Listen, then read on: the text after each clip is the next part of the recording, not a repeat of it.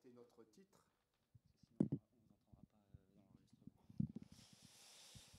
J'étais en train de dire présence postale, un contrat 2023-2025 sur la contrat de l'inflation. Vous voyez, le titre donne déjà l'idée du débat qu'on va avoir. Mais pour avoir ce débat, je voudrais d'abord excuser Stéphane Travert, ancien ministre, député de la Manche, qui a été, vous voyez, la nature a repris le dessus. À cause d'un sanglier, il ne peut pas venir parce que son train a heurté un sanglier. Il a dû passer une grande partie de la nuit dans le train, malheureusement pour lui. En tout cas, il s'excuse. C'est notre président de l'Observatoire national de présence postale, qui devait faire partie de notre point info et qui n'est pas là. Antoine Jourdan, qui est là, sous-directeur des communications électroniques et des postes, service de l'économie numérique, ministère de l'économie et des finances et de la souveraineté industrielle et numérique, c'est long. Voilà, les épaules larges, hein, vous avez vu. Isabelle L'Herbier, qui est à côté de moi. Je ne dis pas tout. Si, directrice des relations opérateurs publics et privés au sein de la branche grand public et numérique du groupe La Poste. Voilà. Et vous l'avez compris, ce sont les trois représentants, avec moi-même, auxquels j'associe Marielle Muret-Baudouin, qui est là, maire de Noyal-sur-Vilaine, vice-présidente de l'Observatoire national de présence postale. J'ai cru voir Clotilde, elle est revenue. Voilà, Clotilde est là, qui est membre aussi de notre Observatoire de présence postale et qui est présidente de la CDPPT de l'Ain. Donc, contrat, quelques éléments d'introduction. Ce contrat a été signé, évidemment, par les trois parties prenantes. Hein, vous avez le petit document, on ne va pas tout répéter. Hein, simplement vous dire qu'il y avait un contexte. Ce contexte, c'est celui de la baisse du volume courrier. C'est la nécessité de maintenir un maillage, de financer ce maillage, bien sûr, et puis, que ce soit l'État ou l'AMF, ont demandé que la qualité de service soit, bien sûr, maintenue et qu'elle soit réelle. Et dans ce contexte global, les trois parties prenantes, les trois signataires ont souhaité que, bien sûr, qu'il y ait des engagements de part et d'autre, hein, et chaque partie prenante, pour vous dire qu'il s'agit d'un compromis, l'État a souhaité, comme je viens de vous le dire, la qualité de service et s'est engagé à maintenir le financement, on va y revenir. Le groupe La Poste ne voulait plus le statu quo parce que, effectivement, le changement de mode de vie, des habitudes de nos concitoyens font qu'on ne consomme plus les services de La Poste de la même manière. Donc, moins de monde au guichet, moins d'opérations, voilà, utilisation du numérique. Et l'AMF souhaitait, bien sûr, que le maillage territorial soit toujours une réalité et bien sûr que le maire soit au centre du dialogue et que l'accord préalable du maire doit être, je dirais, c'était la ligne rouge de l'AMF, accord préalable du maire avant toute transformation ou évolution. Donc voilà, ça c'est l'équilibre en lui-même. Vous l'avez dans le document et on voudrait que ça soit un moment d'échange. Hein. Il ne va pas y avoir un grand monologue.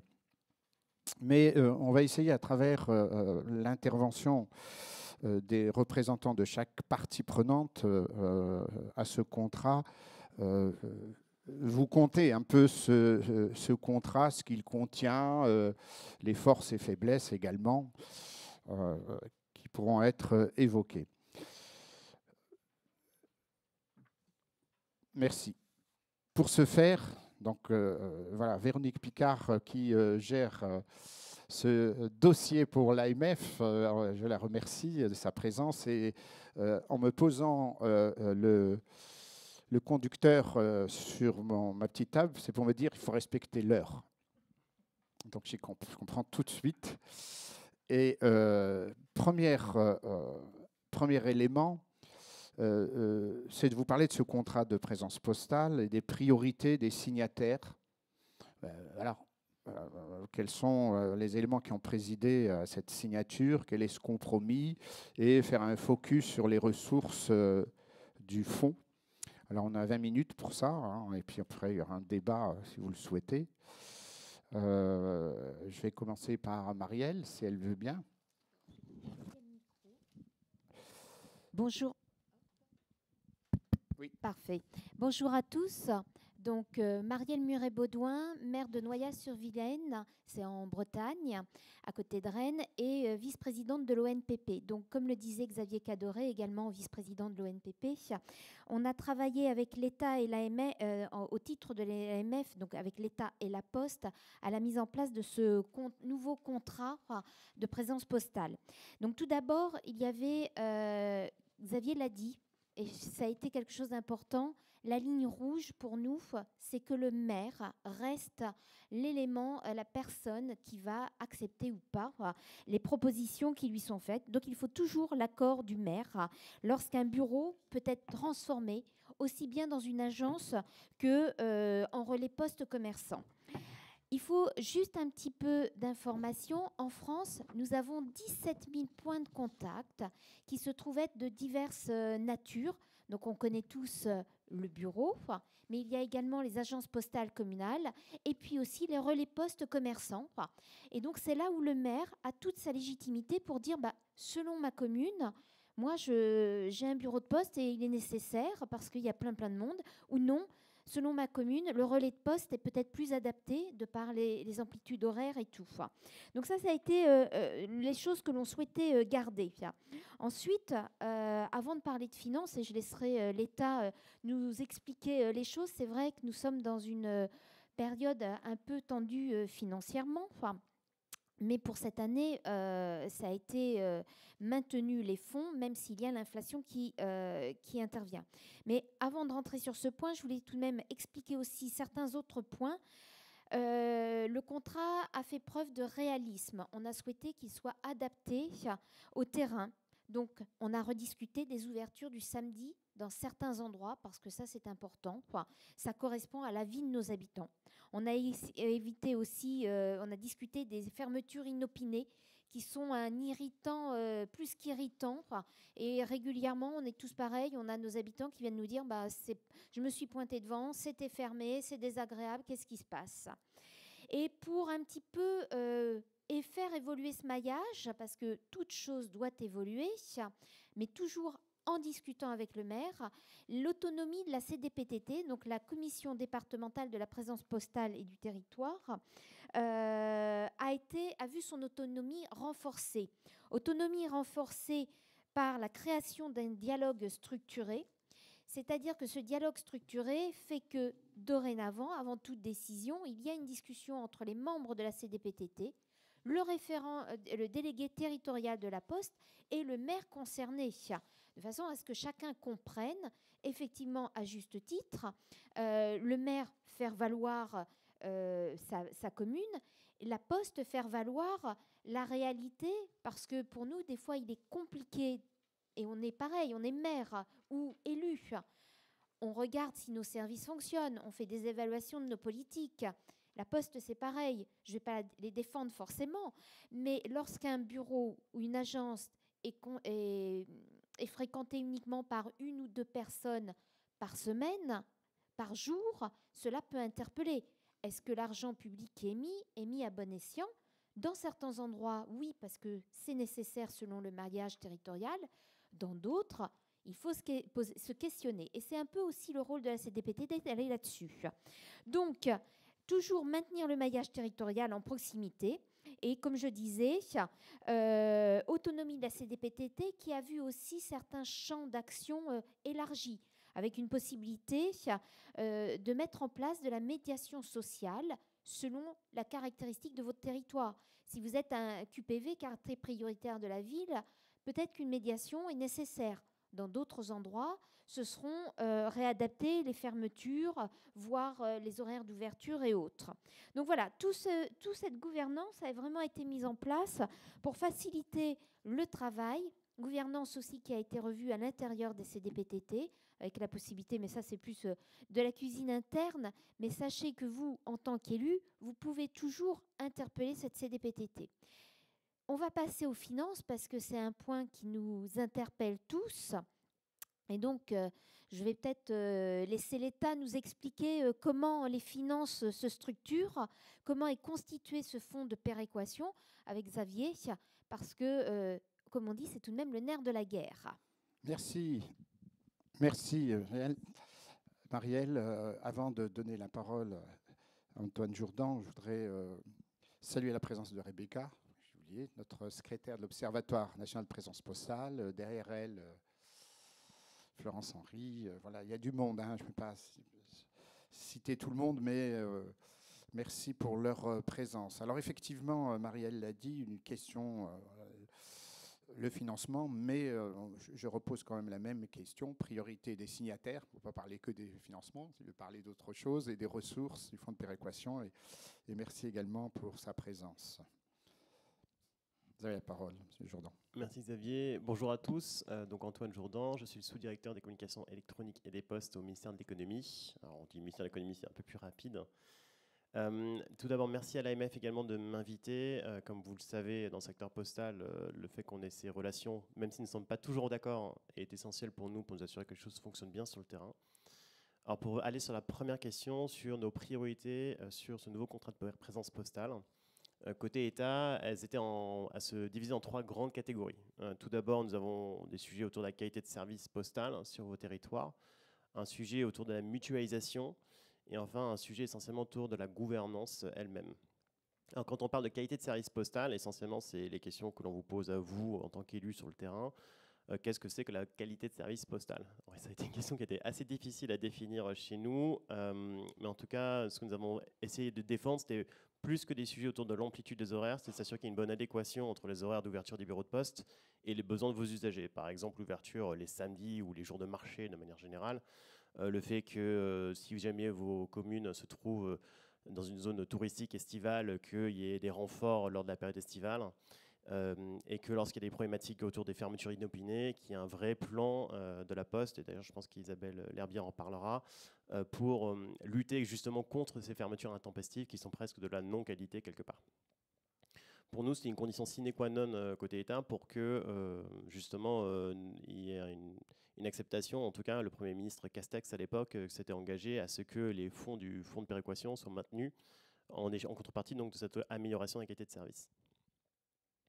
Ensuite, sur le deuxième volet, le volet de la mutualisation, ça pour nous c'est un sujet qui est essentiel au regard justement de la baisse de fréquentation dans les différents bureaux de poste, points de présence postaux et les différentes formes de présence postale qui existent sur vos territoires. Je m'explique, en fait, et on le voit bien à l'ONPP de manière générale, les taux de baisse de fréquentation de ces points sont extrêmement importants. Simplement, le courrier baisse de 8% par an. Sur la fréquentation, on doit être entre 15 et 20% de baisse de fréquentation par an. Enfin, la Poste confirmera. Et quelque part, la plupart de ces points commencent à perdre en rentabilité de manière extrêmement significative, ce qui induit un poids pour les finances publiques de plus en plus élevé. En conséquence, pour nous, la bonne solution, souvent ces points de présence postaux sur vos territoires peuvent parfois être le dernier presque service public qui reste. Et la bonne solution pour continuer à apporter des services publics au plus près des Français sur le territoire, c'est justement de mutualiser et d'augmenter le volumétrie de services qui sont offerts sur ces points. L'objectif côté État, c'est bien de préserver le maillage territorial, qui me paraît essentiel, mais donc d'augmenter les services qui sont rendus. Et à notre sens, la convergence qui peut exister aujourd'hui, enfin les débuts de convergence qui peuvent exister aujourd'hui avec typiquement les maisons France Service. Aujourd'hui à la Poste, il y a 404 de mémoire, France Service Postal, qui sont justement la première étape de cette convergence entre les différents types de services publics qui sont offerts sur les territoires, est un pas essentiel pour justement aller vers cette mutualisation qui nous paraît être la bonne manière de sortir par le haut face à la baisse de la volumétrie des courriers et de la fréquentation de ces points de présence. Et enfin, c'est mon troisième point sur le point de la gouvernance. Donc, de manière générale, la gouvernance dans le cadre de l'ONPP enfin, alors de ma lunette, je laisserai les autres partenaires s'exprimer, nous paraissait bien fonctionner. En fait, il y a un dialogue qui nous paraît fonctionner avec la Poste et les élus. Et donc pour nous, c'était important de préserver cette gouvernance et en particulier de réaffirmer notamment la capacité de donner aux maires sur le territoire une vraie capacité décisionnelle sur l'évolution potentielle des points de présence postaux. En particulier, le droit de veto du maire a été préservé dans le contrat de présence postale qui vient d'être signé. Ça me paraît essentiel de le souligner, même si évidemment dans le cas des CDPPT, il peut y avoir des discussions sur comment les faire évoluer au vu de ce qui se passe sur le terrain. Donc ça, c'était l'essentiel de nos sujets de... Excusez-moi. L'essentiel de nos priorités dans le cadre de ce contrat. Alors ensuite, pour venir à l'épineuse question des financements. Donc sur le sujet des financements, pour mémoire, la manière dont ce fonds de péréquation est actuellement financé, donc l'essentiel des financements viennent de la puissance publique, de l'État, donc 174 millions d'euros par an.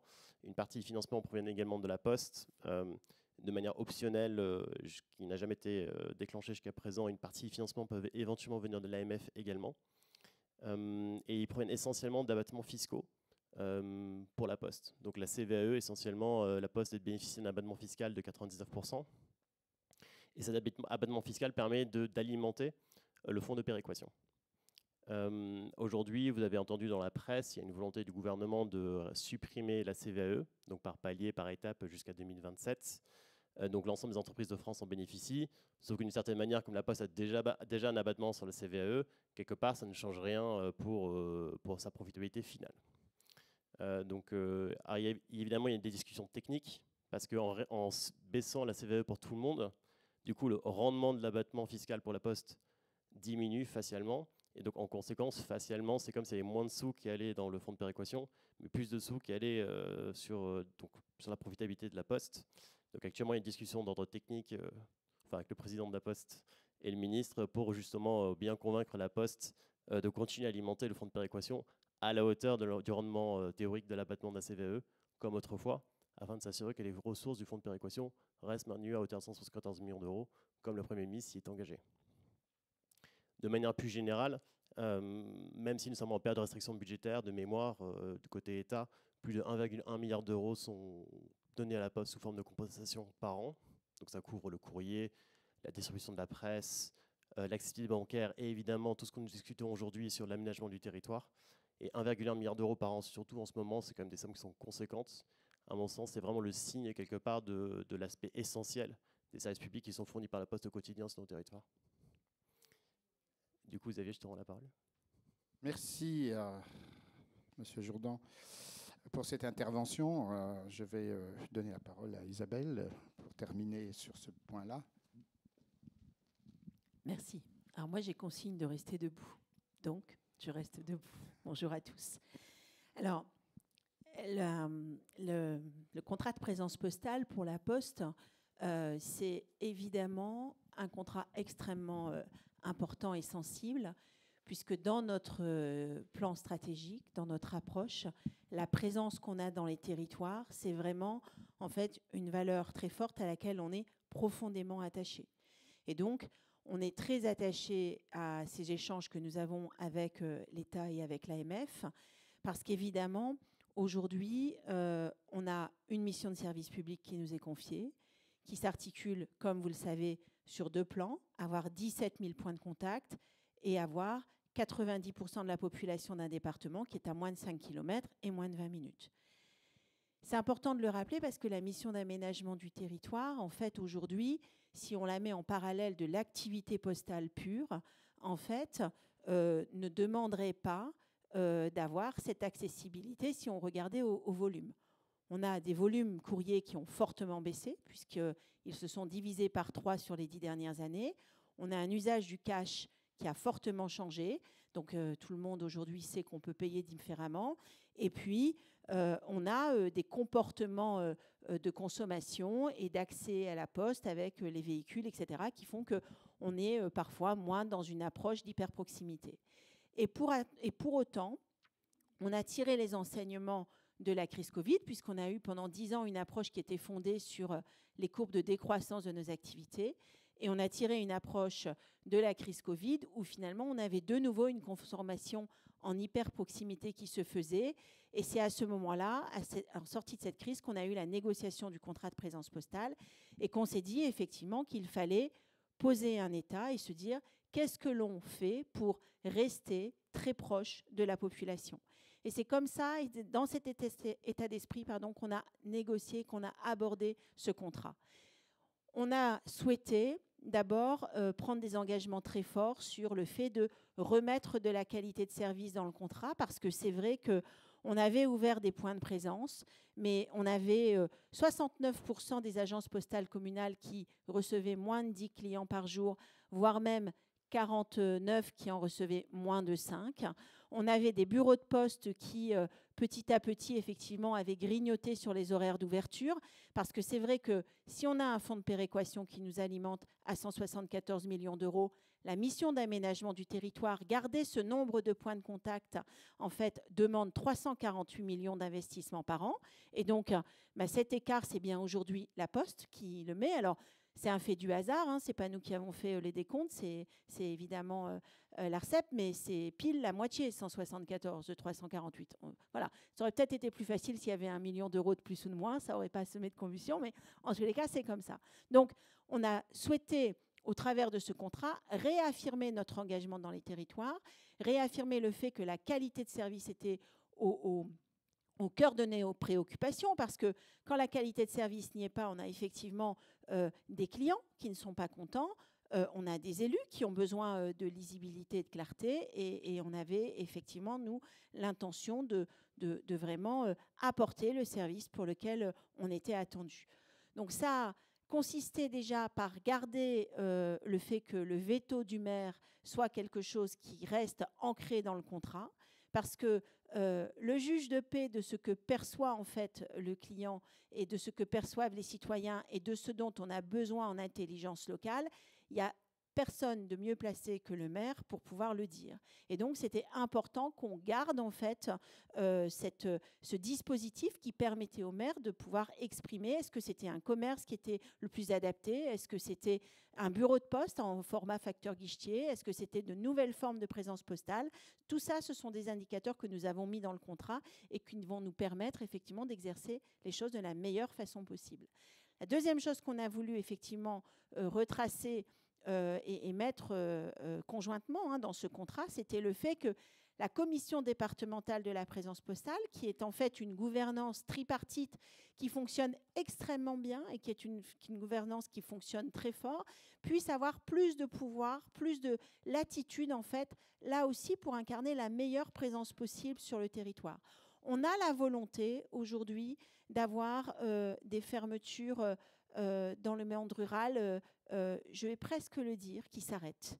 En fait, c'est vraiment la volonté de la Poste. Mais par contre, avec un écart de 174 millions d'euros, une inflation que l'on subit depuis 2 ans, eh bien, il faut quand même quelque part que l'on trouve des pistes d'économie. Et donc, la commission départementale de présence postale, en fait, réfléchit avec nous sur comment on réaménage la présence postale dans le département, comment on préserve la proximité dans le monde rural, comment on regarde dans les villes urbaines sur la meilleure façon finalement d'incarner les choses, comment on soutient les commerces, comment on aide aussi l'économie sociale et solidaire pour pouvoir avoir une présence qui soit fortement impactée.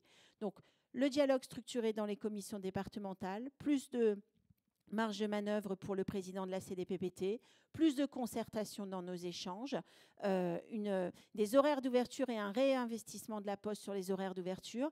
Alors, je ne suis pas en train de vous dire que 100% des bureaux de poste demain matin seront ouverts le samedi matin, mais en tous les cas, on sera ouvert le jour de la vie économique de la commune. S'il y a un marché, s'il y a effectivement, ou si c'est le samedi matin que les gens fréquentent le plus, eh bien, on a mis le point d'attention sur ces moments-là.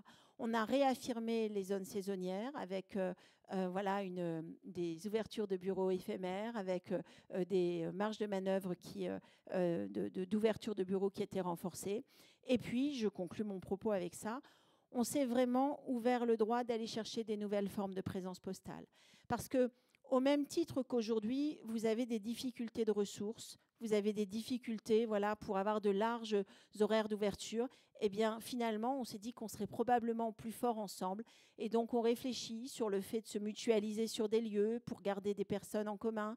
On réfléchit sur voilà, des formes innovantes. On va expérimenter une nouvelle forme à partir de janvier. Et tout ça, évidemment, doit nous permettre, sur ce contrat de présence qui est un contrat de transition, de se dire vers quoi on va pour le prochain contrat et comment finalement on partage de la dynamique, de la valeur et une satisfaction de la population. Voilà, merci pour votre attention. Merci Isabelle, merci à nos 3 intervenants. Je vais vous donner la parole. Vous l'avez compris en résumé, il y a un fonds de péréquation de 174 millions, des commissions départementales de présence postale. Cette enveloppe est répartie dans les départements et cette enveloppe doit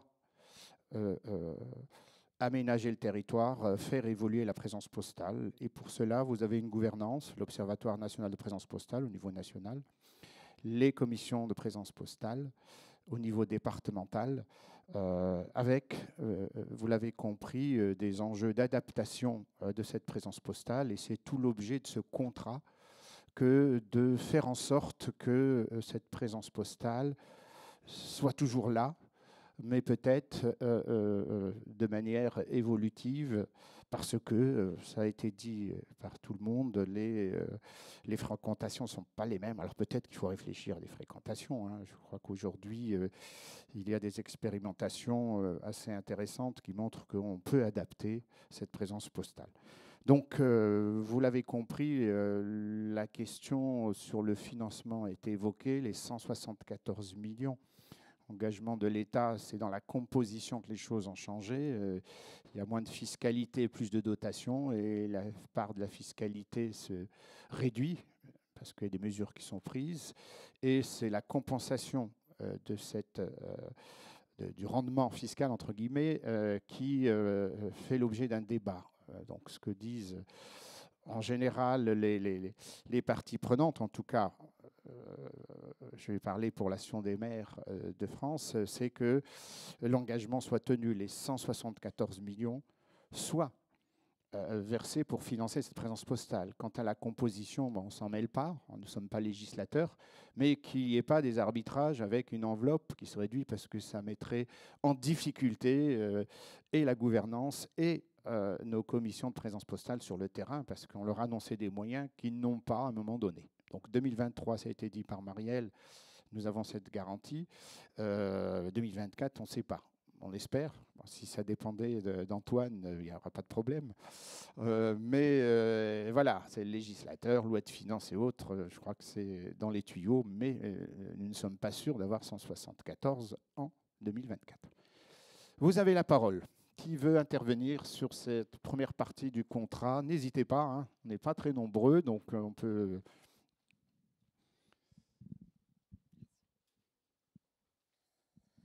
Bonjour, je m'appelle Fabien Briès, je suis adjoint au maire de la ville de Rochechouart, sous-préfecture du département de la Haute-Vienne en Nouvelle-Aquitaine.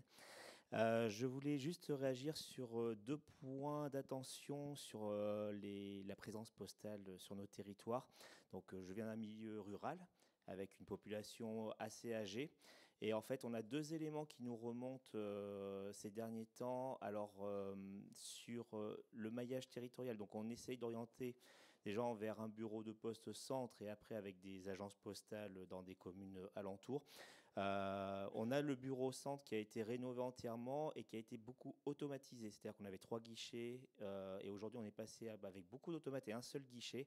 Et on a une population âgée qui est très en difficulté lorsqu'ils se rendent dans les bureaux parce que n'arrivant pas à manipuler les outils et n'ayant pas de postier en fait à disposition pour pouvoir faire les opérations. Du coup, beaucoup d'attentes et beaucoup de mécontentement de générer par rapport à ce genre de points. Donc ça, c'est quelque chose qui nous est remonté de la population. Donc voilà, on en profite d'être ici par rapport à cela. Et l'autre point d'attention, c'est aussi les personnes en difficulté sociale, donc le droit au compte que propose très souvent enfin qui est proposé très souvent au niveau de la banque postale, et où la nécessité justement d'avoir quand même des points assez proches des personnes qui des fois ne peuvent pas se déplacer car non véhiculées et pas le réseau de transport en commun en milieu rural adapté par rapport aux horaires d'ouverture des bureaux de poste.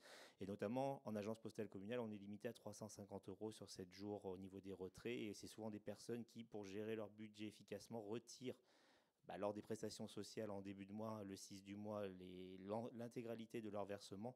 Et voilà, qui ont des difficultés du coup d'accéder aux points bancaires en fait, des bureaux de poste comparé aux agences postales communales. Voilà, c'était les 2 points d'alerte nous, qui remontent de la population sur notre territoire rural. Merci.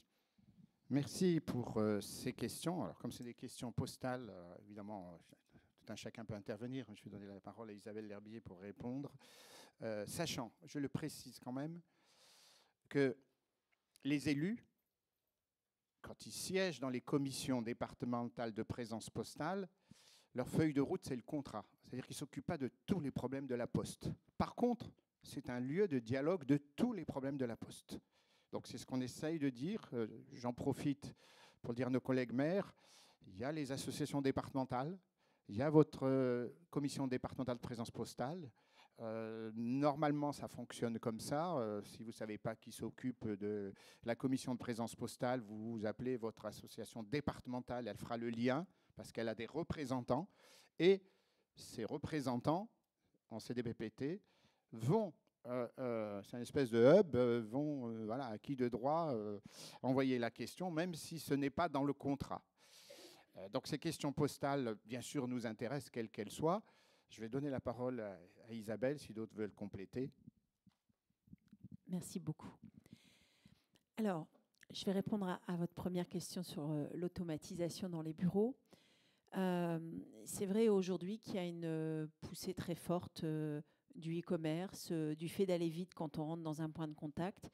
Et donc, on a fait un très gros investissement pour mettre des automates dans les bureaux parce que ça répond aux besoins d'une part de la population. Après, il y a une courbe d'apprentissage. Et donc, un automate ne veut pas nécessairement dire qu'on a enlevé des emplois. Ça veut juste dire qu'on répond à un besoin spécifique d'une certaine clientèle qui fait beaucoup d'envois de colis sur de la seconde main, donc sur du Vinted, sur du Bon Coin, sur des choses comme ça. Et donc, évidemment, il faut par contre qu'on leur apprenne à se servir de l'automate. Et sur cette petite courbe d'apprentissage, eh bien, en fait, on a le chargé de clientèle qui doit faire les deux. Et donc, ça peut provoquer les premiers temps un petit embouteillage qui se résout systématiquement après et amène un bénéfice justement parce que ceux qui sont à l'aise avec l'automate gagnent du temps et remontent en satisfaction. Et ça donne et ça libère de la bande passante pour le chargé de clientèle pour pouvoir accompagner les personnes plus seniors et qui préfèrent privilégier le contact. Voilà, donc on a ce repère qui sait que quand on installe effectivement, quand on fait, voilà, ça demande un petit peu de temps d'adaptation. Alors voilà. Alors nous avons bien une notion de dépannage bancaire dans les agences postales communales et dans les relais postes commerçants. Alors, c'est 500 €, le droit de retrait par semaine dans une agence postale communale. On vient de faire une migration de l'outil. Alors, ça veut dire quoi? Ça veut dire qu'avant, il y avait un système d'information qui était spécifique dans les agences postales communales et différent de celui des bureaux de poste. Et ce qui fait qu'en fait, quand on retirait de l'argent dans une agence postale communale, en fait, le fait de débiter le compte du client, c'était ce qu'on appelle asynchrone. Ça ne se faisait pas en même temps et ça prenait en fait une journée, ce qui fait que ça demandait évidemment d'être très très strict sur l'encadrement parce que si je faisais 3 agences postales communales dans la matinée, eh bien en fait j'avais tiré plus d'argent que ce que je n'avais sur mon compte. Donc on était obligé d'être extrêmement attentif. Aujourd'hui, c'est pour ça qu'on a remonté le plafond à 500 €. On a changé l'outil. L'outil est donc bien synchronisé. C'est le même outil que celui que l'on a dans les bureaux de poste et ça donne plus de fluidité. Il y a juste la réglementation bancaire qui s'est durcie en parallèle et qui fait qu'il y a plus de contrôle à faire. Et donc, on est en train de jongler, évidemment, entre les deux. Mais ça fait partie de notre mission. 500 € par semaine, ça donne quand même pas mal de marge de manœuvre. C'est 150 € dans les relais commerciants, parce que là, en fait, c'est l'argent du commerçant, même s'il lui est remboursé dans la nuit qui suit, mais c'est l'argent du commerçant. Et souvent, on est sur des petits commerces qui n'ont pas énormément de trésorerie. Et l'idée, ce n'est pas non plus d'en faire des cibles vis-à-vis voilà, de possibles voleurs, sur le fait qu'il y ait beaucoup d'espèces, puisqu'il y aurait une encaisse qui permettrait de donner beaucoup plus d'espèces. Voilà. Oui,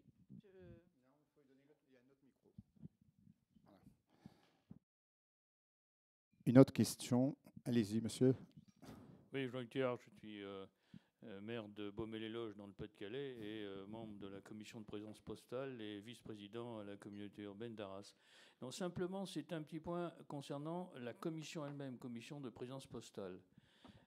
La commission de présence postale, quelque part, elle participe aussi ce qu'on appelle au maintien et à la défense du service public, et notamment l'ensemble du public. Et donc c'est un élément aussi important. C'est pour ça que je passe un message, parce que c'est le cas chez nous. Nous avons régulièrement toujours un représentant du préfet qui participe à la commission de présence postale et à hauteur, c'est-à-dire un sous-préfet qui est chargé de ces questions. Et ça, j'appelle l'attention sur le fait que c'est très important, parce que le fait d'avoir un représentant de l'État officiel du département qui participe régulièrement aux commissions de présence postale, ça aide énormément. Donc c'est simplement un petit message que je passe globalement, parce que je pense que c'est le cas chez nous, hein, et j'ai vérifié que notre sous-préfet qui donc là a été muté, a bien été remplacé par une sous-préfète d'ailleurs, et donc est ancré également dans le milieu rural. Donc ça, c'est un élément important, mais c'est un petit message que je passe.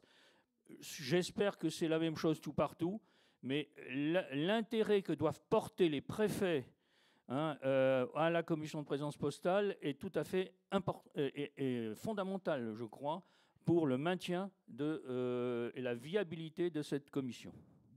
Merci pour cette intervention. On va donner le micro à Marielle, si elle veut bien répondre.